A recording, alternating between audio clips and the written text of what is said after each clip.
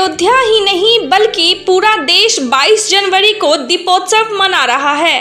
वजह करीब 500 सालों बाद रामलला का नवनिर्मित मंदिर में आगमन प्राण प्रतिष्ठा होने जा रहा है।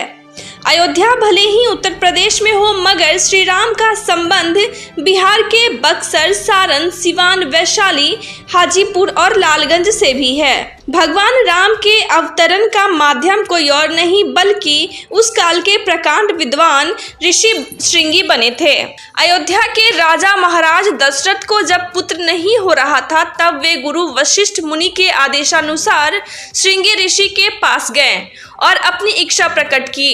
तब श्रृंगी ऋषि ने महाराज दशरथ का पुत्र का मेष्टि यज्ञ संपन्न कराया, जिसके फलस्वरूप प्रभु श्री रामचंद्र समेत अन्य भाइयों का अयोध्या की धरती पर जन्म हुआ। ऐसी मान्यता है कि उन्हीं श्रृंगी ऋषि का आश्रम लालगंज प्रखंड कार्यालय के पास तिरहुत तटबंध के समीप रहा होगा, जिसकी अनदेखी और स्थानीय सांसद, विधायक और अन्य नेताओं की उदासीनता की वजह से आज तक पर्यटक स्थल के रूप में विकसित नहीं हो सका। बताया जाता है कि काफी पहले लालगंज प्रखंड के जलालपुर में गंडक नदी तट पर वृहत रूप से एक महायज्ञ का आयोजन किया गया था। उस यज्ञ में राष्ट्रपति से सम्मानित टेकारी राज दरबार के राज पुरोहित पंडित सुदामा मिश्र शास्त्री भी थे। इन्होंने भी उस यज्ञ को संपादित कराने में योगदान दिया था।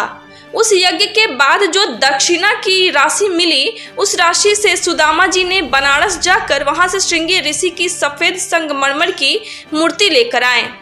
बाद में तत्कालीन प्रखंड विकास पदाधिकारी ज्ञान प्रकाश दुबे के सहयोग से बांध के समीप एक स्मारक बनवाकर इस मूर्ति की स्थापना की। जानकार बताते हैं कि यहाँ स्मारक और श्रृंगी ऋषि की मूर्ति स्थापना पूजा में पंडित सुदामा मिश्रा शास्त्री के पुत्र आचार्य त्र्यंबकेश्वर मिश्र व उनके परिजन और बीडीओ ज्ञान प्रकाश दुबे का बड़ा योगदान रहा। बीते साल 2023 में आई आंधी में स्मारक ध्वस्त हो गया। मूर्ति नीचे गिरकर हल्की क्षतिग्रस्त भी हो गई।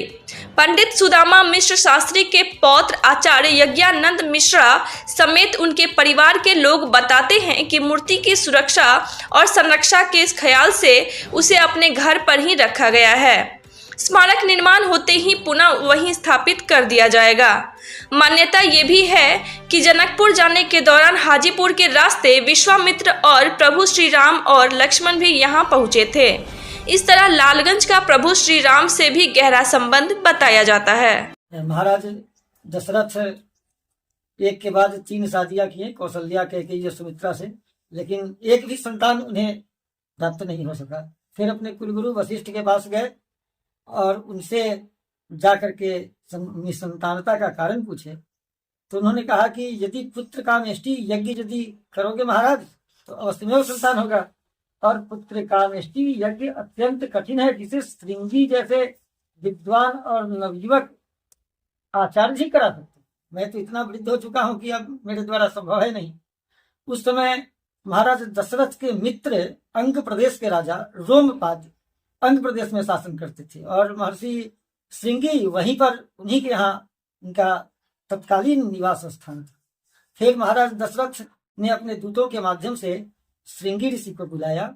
श्रृंगी ऋषि पहले यज्ञ नहीं कराने के पक्ष में थे, लेकिन महाराज दशरथ ने अपनी प्रतिपालिका पुत्री शांता का विवाह श्रृंगी ऋषि से किया और शांता के बार बार शांता ने अपनी सेवा शुश्रूषा से महाराज महर्षि श्रृंगी को प्रसन्न किया और बराबर प्रेरित करती रही कि कम से कम हमारे पिता के लिए पुत्र कामेष्टि यज्ञ को संपादित करें।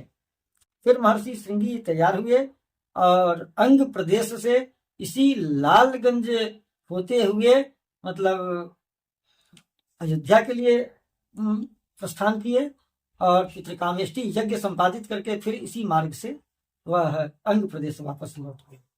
समय पर महाराज दशरथ को 4 संतान की प्राप्ति हुई। फिर अंग प्रदेश के लिए प्रस्थान किए। पुत्र कामेष्टि यज्ञ संपादित करने के बाद समय पर राम, लक्ष्मण, भरत, शत्रुघ्न महर्षि श्रृंगी के पुत्र कामेष्टि यज्ञ के उपरांत मतलब कि महाराज दशरथ को प्राप्त हुए, जिसमें राम साक्षात नारायण स्वरूप ही थे। अनंत करुणा वाले श्री राम जो दीन दुखियों के हितैषी माने जाते हैं। अब 57-58 ईस्वी के आसपास, 1957-58 ईस्वी के आसपास जलालपुर के पास एक बहुत बड़ा यज्ञ हुआ। उस यज्ञ में पूज्य प्रातस्मरणीय हमारे दादाजी, भारत सरकार से सम्मानित पंडित सुदामा मिश्र शास्त्री, जो काशी के इन्हें गिने चुने विद्वानों को लेकर के यज्ञ को संपादित कराए। उस यज्ञ में के आचार्य विद्वत प्रवर श्री रामनाथ जी ने कहा कि इस प्रकार का यज्ञ मंडप काशी वालों के सिवा कोई बना ही नहीं सकता है। लोगों का कहना था कि हमारे पंडित जी बनाए हैं, लालगंज वाले पंडित जी सुदामा जी बनाए हैं। उनका कहना था कि काशी में जिनका जन्म हुआ है वही काशी वाले नहीं हैं। काशी में बंगाली भी हैं, मद्रासी भी हैं, गुजराती भी हैं। जो काशी में बस गए वो काशी वाले भी हैं। सुदामा जी काशी के विद्वान हैं और उसमें चारों वेदों के निष्णात आचार्य द्वारपाल बने थे। और उन लोगों का कहना था कि भाई ये वयोवृद्ध लोग कैसे चले आए। हमारे दादाजी का कहना था कि बस भाई का लाज इन्होंने रखा है। मैंने कहा और ये चले आए। यज्ञ की दक्षिणा के स्वरूप दादाजी का डिमांड था कि मैं बहुत मेहनत किया, मैं चाहता हूं कि विष्णु महायज्ञ, विष्णु के अवतार ही श्री राम है, मैं राम जन्म के जो श्रेय हैं, श्रेय और प्रेम महर्षि श्रृंगी, इनका आश्रम की स्थापना करना चाहता हूं। इसलिए आप इतनी दक्षिणा तो दे कम से कम। और उस समय लगभग 5,000 रुपए लोग चंदा कर करके दिया और उसी समय दादाजी काशी से जाकर के श्रृंगी ऋषि का आश्रम के निमित्त मूर्ति खरीद कर करके ले आए। बहुत दिनों तक वो मूर्ति हमारे पास रही, आश्रम नहीं बन सका। दादाजी भी अकाल कवलित हो गए और ऐसे ही मूर्ति हमारे यहाँ रखी हुई थी। एक प्रखंड विकास पदाधिकारी माननीय ज्ञान प्रकाश दुबे जी आए, जिन्होंने विकास मेला का संचालन शुरू किया। प्रखंड कार्यालय से सटे एक विशाल शिव मंदिर है, उसका जीर्णोद्धार कराया। संस्कृत विद्यालय का जीर्णोद्धार कराया और अपने देख रेख में उन्होंने एक चबूतरे पर हम लोगों से मार करके महर्षि श्रृंगी को प्रतिष्ठापित किया। इसके बाद हम लोग सोचते थे कि ये आश्रम कम से कम बढ़िया से बन जाए। दुबे जी चले गए। इसके बाद ऐसे कोई पदाधिकारी आए भी नहीं जो सनातन प्रेमी हो। और बाद वाले जो विकास पदाधिकारी आए वो विकास मेला को भी समाप्त कर दिया। श्रृंगी ऋषि का आश्रम भी उपेक्षित सा पड़ा रहा। कई बार बड़े बड़े माननीय मंत्री, विधायक या और गण्यमान्य लोग आए, तरह तरह का आश्वासन देते रहे और दिन पर दिन श्रृंगी ऋषि का आश्रम ध्वस्त होता रहा। और एक दिन जो है तो 2023 में वह आंधी में सीधे उखड़ कर करके नीचे आ गया। उसकी एक उंगली थोड़ा सा क्षतिग्रस्त हो गई। हम लोगों को मालूम हुआ, उसको हम लोग लेकर करके चले आए। तो वर्षों से श्रृंगी ऋषि का आश्रम उपेक्षित ही रहा। नेताओं का सिर्फ कोरा आश्वासन मिलता रहा और श्रृंगी आश्रम के जो मुख्य कर्ता धर्ता यानी पंडित सुदामा मिश्र शास्त्री, भारत सरकार से सम्मानित, न कहीं उनका नाम आया, न उनके उत्तराधिकारियों का कहीं नाम आया। इस बात का रोना मैं कई चैनलों से, यहाँ से लेकर बिहार से लेकर झारखंड में भी चर्चा हुई या इस पर हमको कभी व्याख्यान देने का अवसर मिला, वहां पर भी मैंने कहा। और यही दुख की बात है कि जो आदमी महीनों परिश्रम कर कर करके यज्ञ संपादित किया और चंदा में पैसे इकट्ठा कर कर करके मूर्ति लाया, वह उपेक्षित रहा। वह भी उपेक्षित रहा और महर्षि श्रृंगी भी उपेक्षित रहे। मोदी जी के द्वारा आज विश्व की धरोहर के स्वरूप 500 वर्षों के संघर्ष के परिणाम स्वरूप जो विशाल और अद्भुत राम मंदिर की स्थापना की जा रही है, घर घर हजारों दीप प्रज्वलित करने की योजना बनाई जा रही है, अयोध्या को दुल्हन की तरह सजाया जा रहा है। लेकिन वहीं राम के आगमन के जो श्रेय और प्रेय थे महर्षि श्रृंगी, आज भी उपेक्षित पड़े हैं। मैं तो चाहता हूं कि राम मंदिर की स्थापना के पूर्व यदि महर्षि श्रृंगी के आश्रम की स्थापना हो जाती तो राम को भी खुशी होती, क्योंकि हमारे श्रेय और प्रेय महर्षि श्रृंगी ही हैं।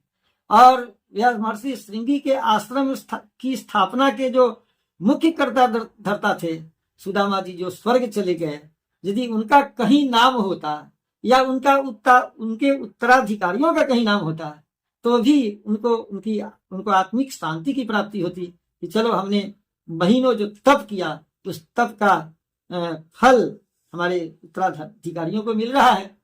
लेकिन ये सब पूरी मतलब कि कल्पना की ही बात होती है और झूठा आश्वासन ही प्रशासन के द्वारा या गण्यमानों के द्वारा प्रदान किया जाता है। और श्रृंगी ऋषि के बीच जो लालगंज में आश्रम है, कैसे क्या इसकी धारणा है, मान्यता है, क्या है इसके बारे में जानकारी? ऐसी मान्यता है कि जब राजा जनक धनुष यज्ञ कराए थे तो अयोध्या सरयू नदी के तट पर था। उसके बाद बक्सर में गंगा नदी बहती है, तो गंगा नदी के रास्ते हाजीपुर में रमचौरा एक जगह है, वहां होते हुए लालगंज में भी नारायणी नदी अवस्थित है और उस नदी के किनारे श्रृंगी ऋषि का अस्थायी आश्रम हुआ करता था। और रमचौरा से चलने के बाद भगवान मर्यादा पुरुषोत्तम श्री राम यहाँ पे नारायणी नदी के तट पर आए हैं।